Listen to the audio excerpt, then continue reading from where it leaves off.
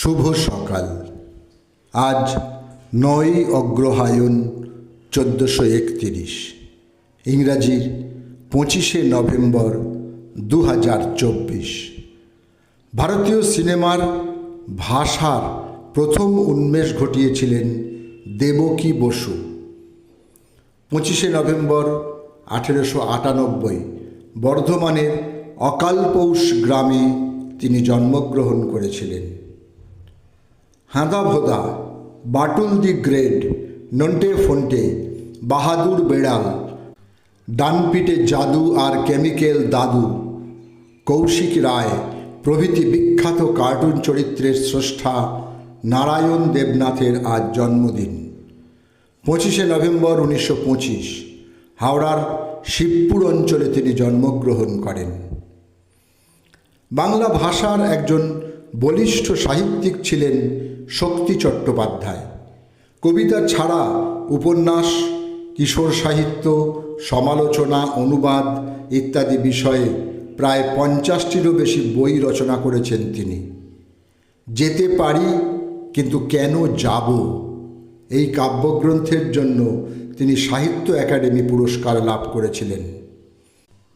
২৫শে নভেম্বর ১৯৩৩ পশ্চিমবঙ্গের দক্ষিণ ২৪ পরগনার জয়নগরে তিনি জন্মগ্রহণ করেন।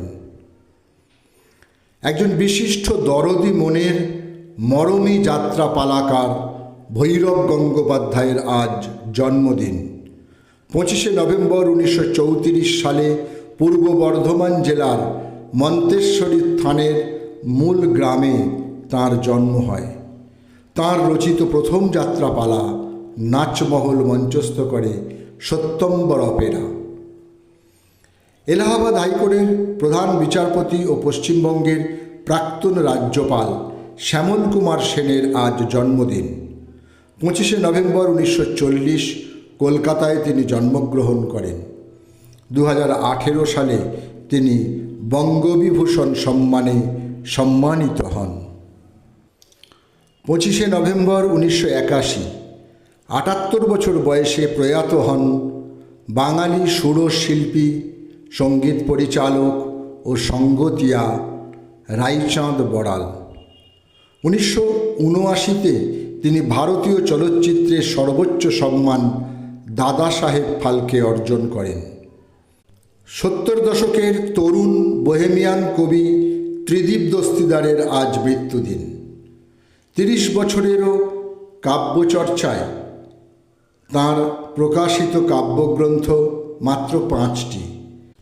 গৃহপালিত পদ্মরা, অঙ্গে আমার বহু বর্ণের দাগ, ভালোবাসতে বাসতে ফতুর করে দেব, ভালোবাসার সাদা ছড়ি ও পেরোব তাজমহল প্রভৃতি। ২৫শে নভেম্বর ২০১৬ কিউবার হাভানায় ৯০ বছর বয়সে ইহলোকের মায়া ত্যাগ করেন কিউবার রাজনৈতিক নেতা ও সমাজতন্ত্র বিপ্লবী ফিদেল আলেকজান্দ্রা কাস্ত্রো বা ফিদেল কাস্ত্রো। ১৯৫৯ থেকে ১৯৭৬ এই মহান বিপ্লবী ছিলেন কিউবার প্রধানমন্ত্রী এবং ১৯৭৬ থেকে ২০০৮ ছিলেন কিউবার প্রেসিডেন্ট। ২০২০ সালের ২৫শে নভেম্বর আর্জেন্টিনার বুয়েনোস আয়ার্স প্রদেশের তিগ্রেতে নিজ বাসগৃহে হৃদরোগে আক্রান্ত হয়ে মৃত্যুবরণ করেন দিয়াগো মারাদোনা। ভক্তদের কাছে তিনি ছিলেন এল পিবে দে আরো, যার বাংলা করলে দাঁড়ায় সোনালি বালক। এই নামেই তিনি পরিচিত ছিলেন। সকলকেই আমার আনত প্রণাম।